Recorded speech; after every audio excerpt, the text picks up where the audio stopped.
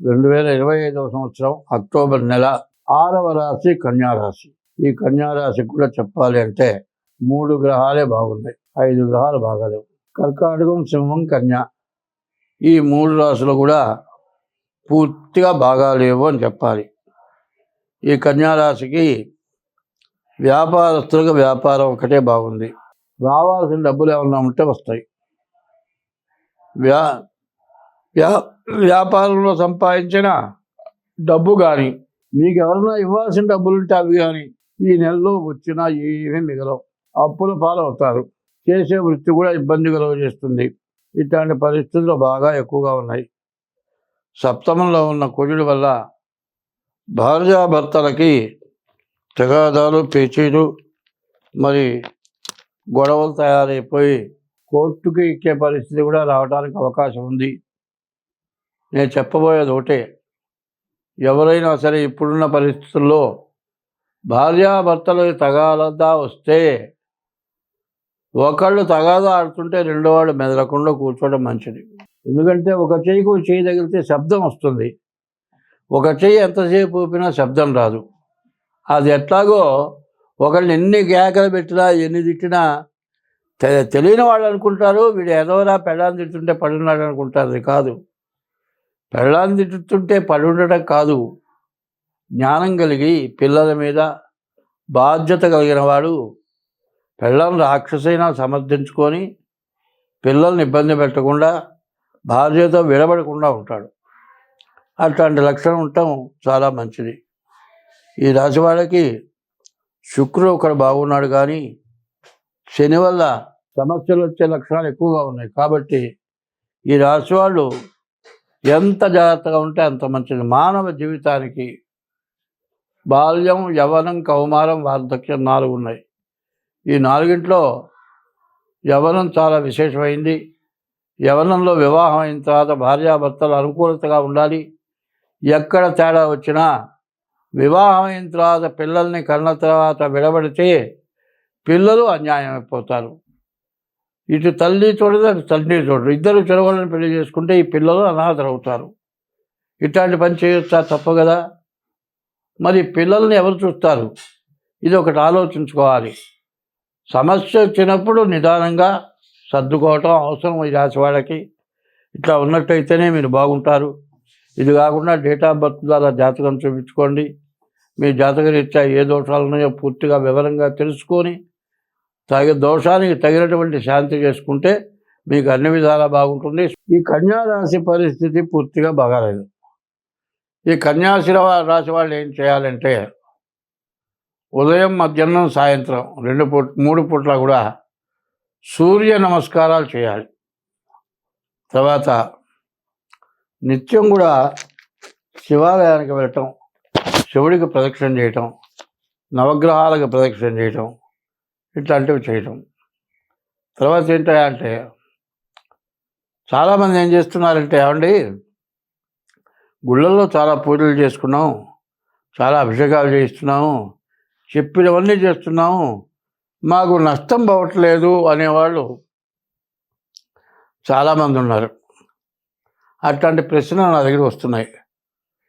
ఎందుకయ్యా నీకు ఇంత రావడానికి కారణం ఏంటంటే, భార్య ఇంట్లో ఉంటుంది, మరి ఇతను ఇంకో పరస్త్రీతో సంపర్కం పెట్టుకుంటాడు, పరస్త్రీతో తిరుగుతాడు, ఇంట్లో భార్యని హింసిస్తాడు.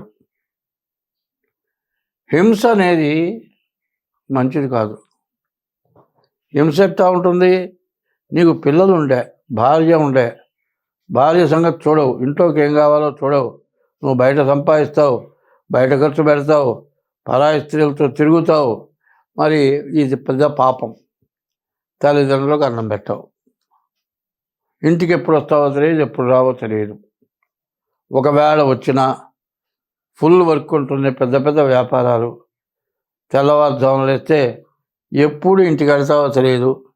ఇంటికి వెళ్ళేవాడు శుభ్రంగా తాగి మరి ఇద్దరు పట్టుకొని తీసుకెళ్ళి ఇంట్లో చేరిస్తే పోయి పడుకొని తెల్లవారి 9 గంటలు వేస్తావు. అంటే మామూలుగా తింటే ఏమి ఇబ్బంది లేదు. అన్నం తిని ఆహారం తింటే అయ్యే ఖర్చు తక్కువే, తాగితే అయ్యే ఖర్చు ఇంకా ఎక్కువ, ఇంతకంటే పరాయి స్త్రీ వ్యామోహంతో తిరిగితే ఇంకా ఖర్చు ఎక్కువ, ఇవన్నీ కాక రోగాలు వస్తే ఇంకా ఖర్చు ఎక్కువ. ఇన్ని ఖర్చులు పెడుతూ నువ్వు ఇన్ని తప్పులు చేస్తూ దీనివల్ల నష్టం రాకపోతే లాభం వస్తుందా? మరి ఒకప్పుడు ఏమండి నేను చిన్నప్పుడు చాలా కష్టపడ్డానండి చెబుతాడు, కానీ బాగా వ్యాపారం చేస్తున్నానండి, అప్పటికంటే ఇప్పుడే బాధ ఎక్కువగా ఉంది. ఏం చేసావు? ఏ పచ్చిమిరపకాయల కారం వేసుకొని తిన్నావు, శుభ్రంగా పని చేసావు, తిరిగావు. ఇప్పుడు ఏం చేస్తున్నావు? హోటల్లోకి పోతున్నావు, ఆర్డర్లు ఇస్తున్నావు, తింటున్నావు, అందులో ఏమొస్తున్నాయో తెలియదు. మరి ఏదో గొప్ప అనుకుంటున్నావు, ఇది గొప్ప కాదు. ఎప్పుడు కూడా ఒక చిన్న విషయం చెబుతాను, ఎవరైనా సరే ఎంగిలి ఒక కంచంలో చిన్న అన్నం వదిలిపెడితే ఇంకొకళ్ళు ఎవరన్నా తింటారా? వాడు ఎంగిలి నేను తిన్నంటాడు, ఎవడైనా ఆ మాట అంటాడు. మరి పరాయివాడి భార్యని నీవు అనుభవించడం అంటే అది ఎంగిలి అంటారా, దాన్ని ఏమంటారు? అది ఎంగిలి పనా కాదా? ఒకళ్ళ ఎంగిలి ఇంకోటి తింటే ఎంతో, పరాయి భార్యతో ఉండటం కూడా అంతే ఎంగిలి లెక్క. ఇది తప్పు రైటు నేను చెప్పడం కాదు, మీరు ఆలోచించుకోండి. దీనివల్ల చాలా అనర్థాలు, వ్యర్థాలు. పిల్లలు చదువుకుంటున్నారు, పిల్లలు చదువు పట్టించుకోవాలా, భార్యను పట్టించుకోవాలా, తల్లిదండ్రులను పట్టించుకోవాలా, ఇంటికి వచ్చావంటే తాగి వస్తావా, తెల్లారి 9 గంటలకు వెళ్తావా, ఇట్లాంటి వాళ్ళకి కోపం వస్తుందా, కోపంగా తెచ్చుకోవాల్సింది. తర్వాత ఏమనుకుంటాడు, ఏదో పని చేస్తున్నా నేను, ఆ మత్తులో పడిపోయి తెల్లవారు లేచిన తర్వాత 7 గంటలకు పోవాల్సిన వాడు 12 గంటలు వేస్తాడు. అప్పుడే పని కాదు, చేసే పని పాడైపోతుంది, గుమస్తాలు సక్రమంగా చేయరు. ఇట్లాంటి ఇబ్బందులు పడుతున్న వాళ్ళు ఎంతోమంది ఉన్నారు. కాబట్టి నేను చెప్పేది మంచి, అది మాత్రం గుర్తుపెట్టుకోండి. ఎవరిని విమర్శించడం కాదు, అటువంటి పద్ధతులు మీకు నష్టం వస్తుందని చెప్పటం, అంతకంటే ఏం లేదు. ఏమండి, బర్రె ఆవు గడ్డి తింటుందండి, మనం గడ్డి తినలేముగా, అది కూడా ఆహారమే. వాడు ఏం చేస్తున్నారు, షుగర్ వచ్చిన వాళ్ళు పచ్చి జొన్న ఆకులు తీసుకొచ్చి, జొన్న మొక్కలు తెచ్చి శుభ్రంగా దాన్ని బాగా జ్యూస్ చేసి తాగమంటున్నారు. వాళ్ళ పరిస్థితి మనకు అట్లా ఎందుకు వచ్చింది? మన వ్యవహారం, మన ప్రవర్తన బాగా లేకపోవటం వస్తుంది. నన్ను మాత్రం ఎక్కడ నా మీద చెడుగా మాత్రం ఆలోచించద్దు. మీ తల్లిదండ్రులు చూస్తే మీకు కొంచెం ఇబ్బందిగా ఉంటుందేమో, మీ పెద్దవాళ్ళు చూస్తే కొంచెం కోపంగా ఉంటుందేమో, మాబోటి వాళ్ళని చూస్తే మీరు మారుతారేమో అనే ఉద్దేశంతో చెబుతున్నాను. స్వస్తి. ప్రతి రాశి వాళ్ళకి, ప్రతి వ్యక్తికి, ప్రతి జీవరాశికి ఇప్పుడు చాలా కష్టం వచ్చింది. కుక్కలు ఉన్నాయండి, అవి బజార్లో ఉంటాయి, ఎవరన్నా పెట్టిన తిని పడి ఉంటాయి. ఈ వరదలకి అవి కూడా బతకలేకుండా పోయినాయి. జీవరాశుల్లో తేళ్ళు ఉన్నాయి, పాములు ఉన్నాయి. అసలు చెప్పాలి అంటే భూమి లోపల 21 లక్షల జీవరాశులు ఉన్నాయి, భూమి పైన 21 లక్షల జీవరాశులు ఉన్నాయి, ఆకాశంలో 21 లక్షల జీవరాశులు ఉన్నాయి, సముద్రంలో 21 లక్షల జీవరాశులు. భూమి లోపల, భూమి పైన, ఆకాశంలో, సముద్రంలో, ఈ 4 రకాలు, 4 84 లక్షల జీవరాశులు. ఈ 84 లక్షల జీవరాశులు కూడా ఇవాళ బాధపడని జీవరాశి అంటూ ఏదీ లేదు. ఇంత కష్టం ఎందుకు వచ్చింది? ఎవరికి వాళ్ళు బాధలు వచ్చినాయి, ఏ రకంగా బయటపడతాం? రోజు కూలికి పోయేవాడికి 2 నెలల నుంచే వర్షాలు, కూలి పని చేసుకుంటానికి లేదు, ఏ పని చేసుకుంటానికైనా ఇబ్బందే, ఎక్కడికి పోవటానికైనా ఇబ్బందే. మరి ఏమీ జరగట్లేదు. దాదాపుగా ఏ వృత్తి చేసేవాళ్ళకైనా వాళ్ళకు ఎప్పుడు వచ్చేదానికంటే 1/4 కూడా రావడం చాలా కష్టమైపోయింది.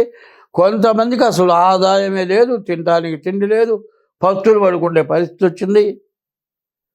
నీళ్లలో మునిగిపోయి, నీళ్లలో కొట్టుకుపోయి, వరదల వల్ల చచ్చిపోయి ఎన్నో బాధలు పడ్డారు. ఇన్ని బాధలు ఎందుకు వచ్చినాయి? నువ్వు చేశానా, నేను చేశానా, ఎవరు చేశారు అని ఆలోచించుకోవాలి. ఇదంతా చేసింది మనమే. నీరు పళ్ళ మెరుగు నిజము దేవుడు ఎరుగు అన్నారు.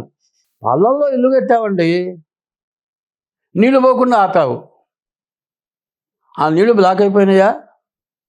నీరు పళ్ళ మెరుగు నిజము దేవుడు ఎరుగు. నువ్వు నిజం చెబితే మాత్రం నువ్వు నిజం చెప్పావో అబద్ధం చెప్పావో దేవుడికి తెలుసు. అబద్ధం చెబితే దేవుడు స్వీకరించాడు, నిజం చెబితే దేవుడు స్వీకరిస్తాడు. ఇది ఎందుకు ఇట్లా వచ్చింది, ఎందుకు ఇట్లా వచ్చింది అనే దాన్ని కొంచెం 2 ముక్కల్లో చెబుతాను, ఆలకించండి. కుక్కలు ఉన్నాయి, బరగొడ్లు ఉన్నాయి, రకరకాలైన జీవరాశులు ఉన్నాయి.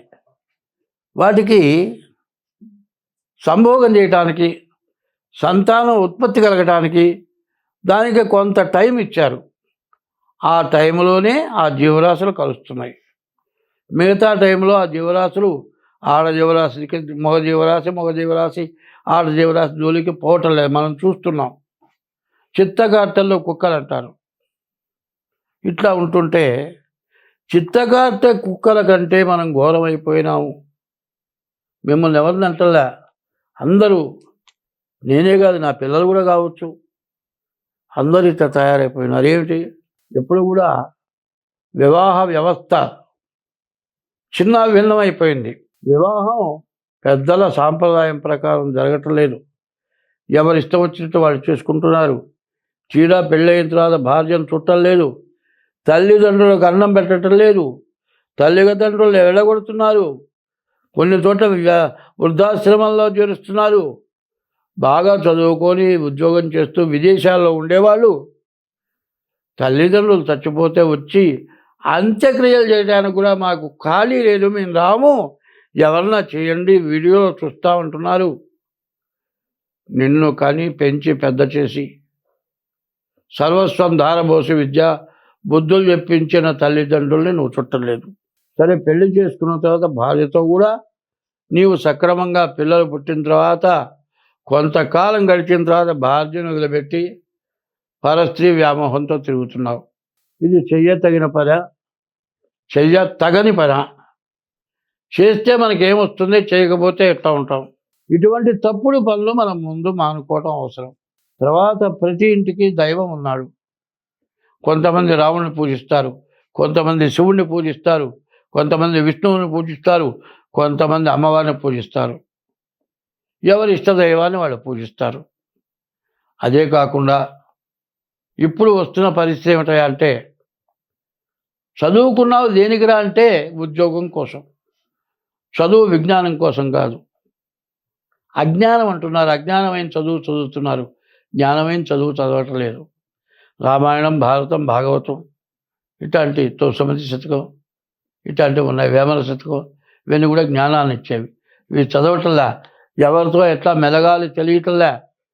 ఇట్లా పాపం ఎక్కువైపోయింది. ఈ పాపం ఎట్లా ఉందంటే, చదువుకునే పిల్లలు గర్భవతులై పిల్లల్ని కని చెత్త గుంటల్లో బారేసి పిల్లల్ని, పుట్టిన పిల్లల్ని, ఎంత ఘోరాతి ఘోరమైన పనులు జరుగుతున్నాయి. ఈ ఘోరాతి ఘోరమైన పనుల వల్ల మహాపాపం పెరగటం వల్ల భూదేవత భరించలేక ఇట్లాంటి ఉపద్రవాలు వచ్చినాయి. ఇప్పటికైనా నేను ముందుగా చెప్పా, ఈ సంవత్సరం బాగా ఉపద్రవాలు వస్తాయని చెబితే, ఏమయ్యా జాతకాలు చెప్పమంటే అనవసరమైన చెబుతూ ఉన్నావు అని నన్ను విమర్శించారు.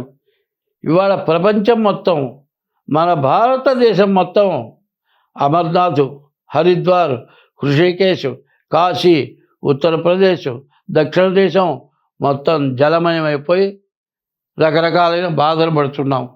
ఇప్పటికైనా మనం చేరుకోవాలా, మనం బాగుండాలా, మనం బతకాలా, మన పిల్ల జల్లా బతకాలా, మన ఇల్లు వాకిళ్ళు ఉండాలా అనే కోరిక ఎవరికైనా ఉంటే మీ ఇష్టదైవాన్ని పూజించండి, తల్లిదండ్రులకు అన్నం పెట్టండి, తల్లిదండ్రులను హింసించబాకండి, పరస్త్రీ వ్యామోహంతో భార్యని బాధ పెట్టబాకండి.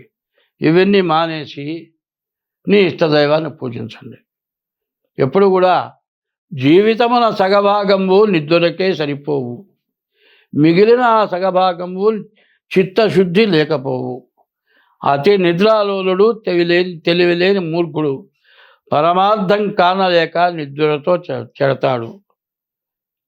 12 గంటలు మెలుగుతూ ఉంటే 12 గంటలు పనిచేస్తున్నావు, 12 గంటలు నిద్రపోతున్నావు. ఈ 12 గంటలు రాత్రిపూట స్త్రీ వ్యామోహంతో ఉంటున్నావు. తెల్లవారు నిద్రలేస్తున్నావు. ప్రశాంతత కావాలి.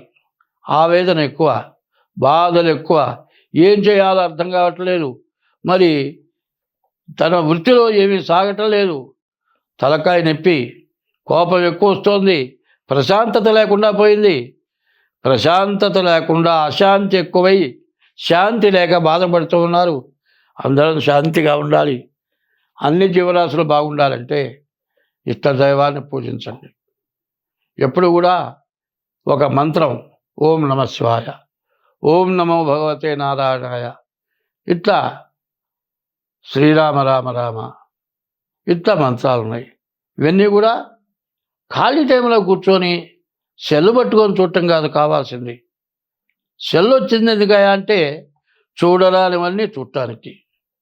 మరి ఫేస్బుక్ ద్వారా స్త్రీలు ఎంత అందంగా ఉన్నారో వాళ్ళని చూడటానికి, వాళ్ళకి ఫోన్లు చేయటానికి, వాళ్ళతో మాట్లాడటానికి, దాంతో భ్రష్టు పట్టిపోవటానికి జరుగుతుంది. అవసరమైనంత వరకే ఫోన్ వాడండి. మిగతా టైంలో మీ ఇష్టదైవాన్ని పూజించండి. ఎప్పుడు కూడా భగవంతుడి నామస్మరణ ఎవరైనా సరే ప్రతి వ్యక్తి 2 గంటలు చేయండి. అట్లా చేస్తే మనం ఉపద్రవాల నుంచి బయటపడతాం, అంతా బాగుంటాం.